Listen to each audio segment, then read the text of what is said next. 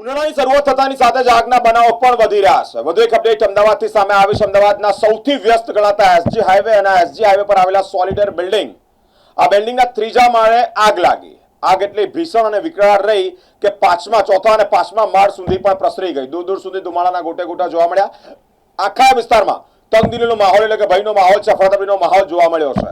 ફાયરના જવાનોને જાણ કરવામાં આવી, તેઓ તાત્કાલિક ઘટનાસ્થળે આવી પહોંચ્યા। પાણીનો જે મારો છે તે સતત ચાલુ રાખ્યો। પાણીનો મારો ચાલુ રાખતાની સાથે આગ પર તો કાબુ મેળવાયો છે, પરંતુ આગ એટલી વિકરાળ હતી કે બિલ્ડિંગના જે લગાવેલા કાચ તૂટ્યા અને ધડાકાભેર નીચે પડવાની જે ઘટના છે તે પણ કેમેરામાં કેદ થઈ છે।